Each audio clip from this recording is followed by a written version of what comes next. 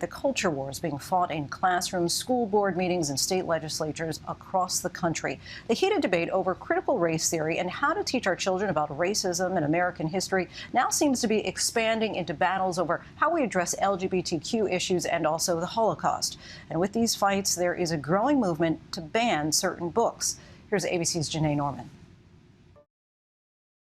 Bestsellers and beloved classics were among these 10 most challenged titles in schools and libraries in 2020, coming under fire for their content that tackles issues like race, discrimination, gender, and sexuality, or for their use of offensive terms. That year, there were 156 reported moves to remove or restrict books, but in 2021, the number of reported challenges jumped to 330 just from September to December, a mere 3 months. And last month, a school district in Tennessee facing backlash for banning a book about the Holocaust. A Tennessee school district facing backlash after voting to ban from its 8th grade curriculum the Pulitzer Prize-winning graphic novel Mouse, based on a true story about the author's parents in the Holocaust. The McKinn County School Board said the ban had to do with the book's use of profanity and depictions of nudity, violence, and suicide, subjects they deemed inappropriate for 8th grade. In the book, Jews are depicted as mice and Nazis as cats. Critics warn it sets a dangerous precedent. Education is the antidote to ignorance, whether it's about the Holocaust or any other issue. And so we are doing our kids a disservice when we don't give them the facts as they were. The efforts to ban books comes amid a national debate over how U.S. schools should teach about race, gender, and history. You need to be arrested! On both sides of the education wars are parents armed with strong views. The narrative in this country is that we're all inherently racist, and I'm about sick of it. Both my 8-year-old and my 16-year-old sons have been targets of racial hate. In October, California became the first state to mandate an ethnic studies requirement for all high school students. At the same time, protests have intensified over what some say is an indoctrination of students through critical race theory. What it does is selectively carves out only very specific narratives throughout history. Really critically important pieces of American history are left out in the CRT narrative. Jonathan Broadbent pulled his children from 2 different school districts in Ohio over their curricula, opting instead to homeschool them. He's part of the Protect Ohio Children Coalition, a grassroots organization whose mission is to hold school boards accountable for what they teach children. If we're raising a generation of white kids looking at their skin and they're just feeling nothing but guilt, and black kids are looking at their skin and feeling like they have no agency, that the system is out to get them, that's not America. So what exactly is critical race theory? Back in September, we sat down with University of Pennsylvania professor Jonathan Zimmerman. He and other historians and educators we spoke with at the time agreed that critical race theory as a concept was not actually being taught in these classrooms. What is CRT? It began in law schools in the late 1970s. And it was started mostly by African-American law professors. They reanalyzed law in other institutions and tried to argue that racism and racist history was baked into those institutions. That's not what kids are learning in elementary or middle school. No, as far as I know, there's no 4th grade teacher that's ever gotten up one morning and said, like, "Good morning, children. Today we're going to study critical race theory." A new report spotlighting the scope of this movement found local anti-critical race theory efforts in at least 894 school districts across the country. And since last January, 14 states have banned critical race theory or put limits on how educators are allowed to discuss racism and sexism. One of those states is Virginia, where the new Republican governor, Glenn Youngkin, campaigned on a promise to ban critical race theory in schools. On day one, we will not have political agendas in the classroom, and I will ban critical race theory. Youngkin made good on that promise and recently announced an email that parents could use to report any instances of what he calls divisive teaching practices in schools.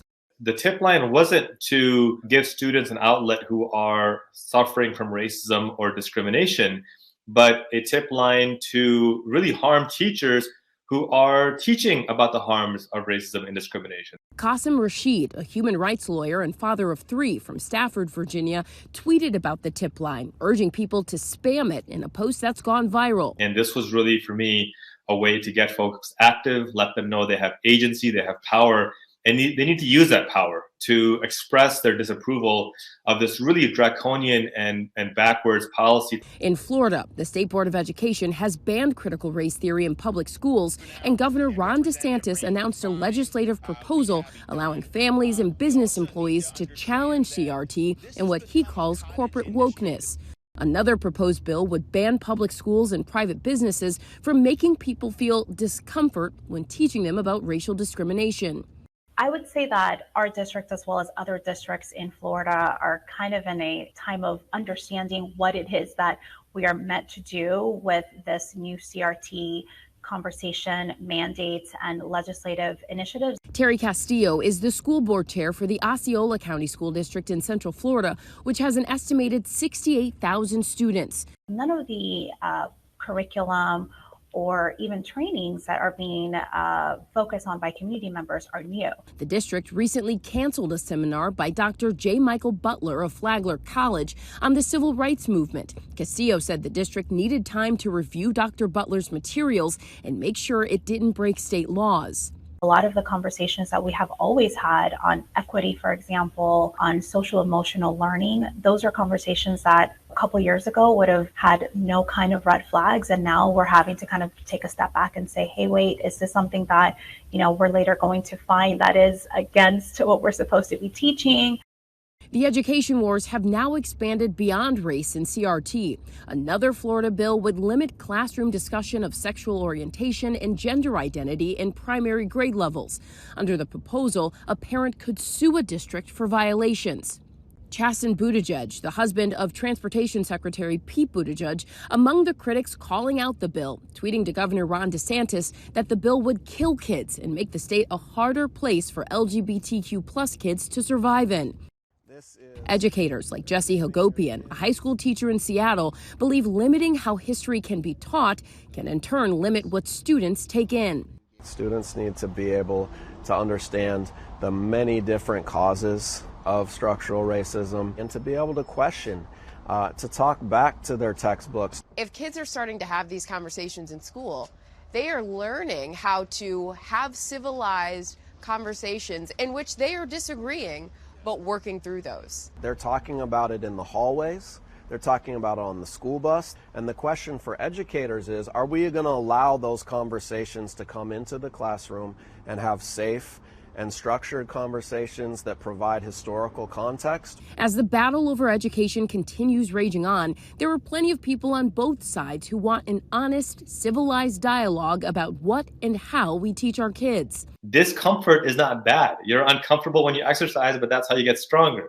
You're uncomfortable when you study because you get tired, but that's how you get smarter. People are fearful about stepping forward and expressing their concerns about what's happening in school districts, what's being taught, and they're being labeled and they're being attacked online, canceled. We're not going to move forward unless we respect free expression, free speech, have meaningful dialogue, even when it's uncomfortable. We should be having much more honest dialogue about what's right and what's appropriate in schools and what isn't. And at the end of the day, conflicts over curriculum in classrooms often leaves educators caught in the middle. I hope that while these rules and laws and legislative initiatives are put into place, that those who are doing that actually talk to the educators who are going to have to implement these, who are in the classroom with the children, who understand perhaps why it is that we are framing conversations in a different way than we used to be. Some interesting food for thought there. Thanks to Janai Norman for that. Hi, everyone. George Stephanopoulos here. Thanks for checking out the ABC News YouTube channel. If you'd like to get more videos, show highlights, and watch live event coverage, click on the right over here to subscribe to our channel. And don't forget to download the ABC News app for breaking news alerts. Thanks for watching.